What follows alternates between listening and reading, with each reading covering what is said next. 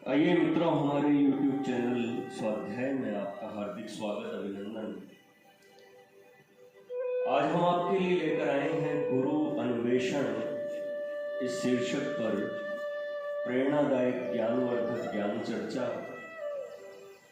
अगर आपने हमारे चैनल को लाइक और सब्सक्राइब नहीं किया है तो आपसे निवेदन है, कृपया चैनल को सब्सक्राइब और वीडियो को लाइक अवश्य करें।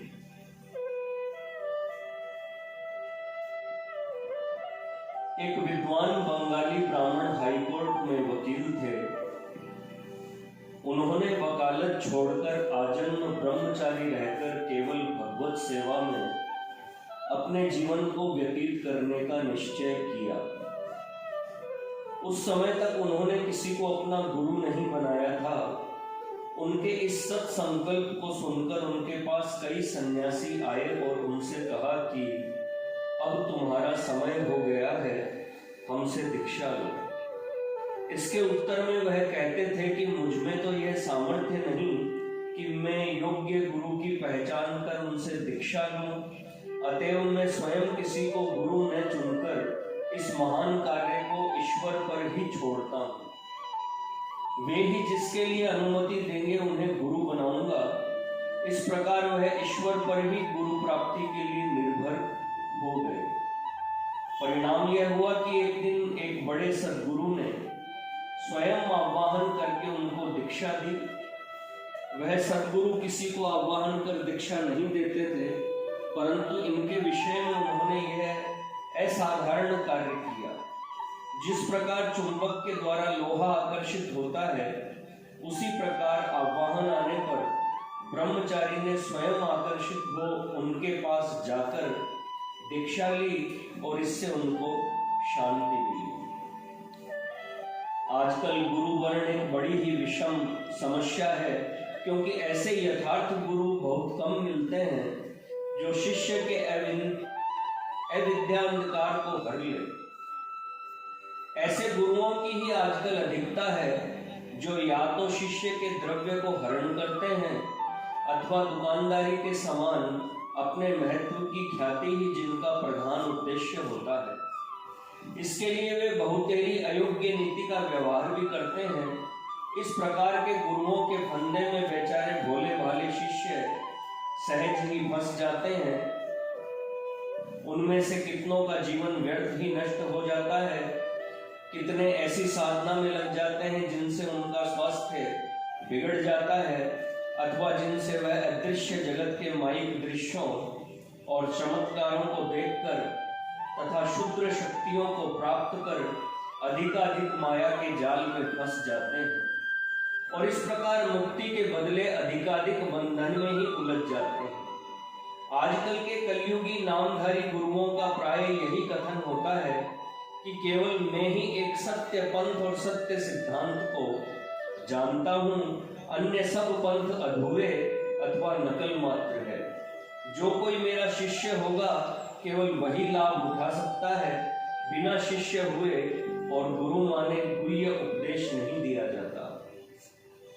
अच्छे गुरु सदा लोकहित में तत्पर रहते हैं और जिज्ञासुओं की योग्यता के अनुसार उन्हें उपदेश देना अपना कर्तव्य समझते हैं।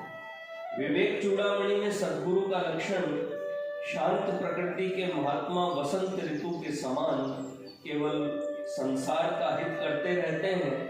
वह बिना स्वार्थ के अन्य लोगों को इस कठिन संसार सागर से तारते हुए स्वयं भी तर जाते हैं। दूसरों के कष्ट का नाश करने में तत्पर रहना ही महात्माओं का स्वयं सिद्ध स्वभाव है। जिस प्रकार चंद्रमा सूर्य की कर्कश प्रभा से अभितप्त पृथ्वी को शांति प्रदान करता है, साधकों को गुरु की आवश्यकता अनिवार्य है। प्रारंभिक साधना के हो जाने पर अथवा प्रारंभिक साधना का यथार्थ रूप जानने के लिए और उसमें विशेष रूप से प्रवृत्ति होने के लिए गुरु का होना अत्यंत आवश्यक है।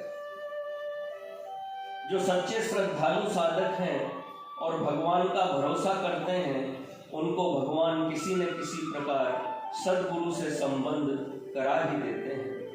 सद्गुरु की प्राप्ति का एक उपाय है, एकादशी के दिन पूर्ण निराहार उपवास करें और संध्या को स्नान करके जब ध्यान आदि करने के बाद सोने के समय लीपी हुई जमीन पर जल से पवित्र की हुई कुश की चटाई पर सोवे और नींद आने के पूर्व गीता के श्लोक को मन ही मन रटता रहे और रटन करते समय इसके अर्थ की भावना करता रहे।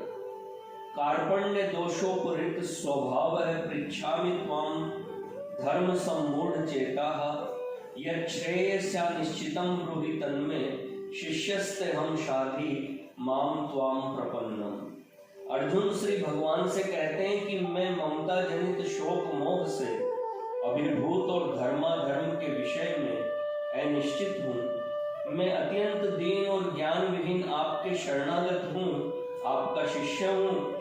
जिसमें मेरा कल्याण हो वह उपाय मुझको आप निश्चय पूर्वक कहिए। इस विषय में यह भी याद रखना चाहिए कि यह प्रार्थना उसी के लिए सार्थक हो सकती है जो अर्जुन की भांति कल्याण के मार्ग का जिज्ञासु होकर उसके न मिलने से व्याकुल हुआ हो और परम विनीत भाव से श्री भगवान को परम गुरु मानकर उनसे प्रार्थना करता हो कि वह कृपा कर उसके लिए कल्याण का ठीक मार्ग बतलावे।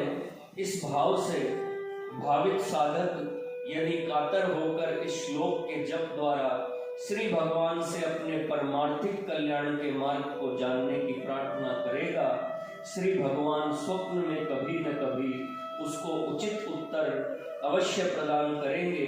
यदि एक एकादशी को स्वप्न में कोई उत्तर न मिले तो अगली एकादशियों में ऐसा ही व्रत करना चाहिए। यह एक महात्मा का कथन है और एक साधक को, जिज्ञासु को कुछ दिन हुए स्वप्न में उचित उत्तर मिलता है।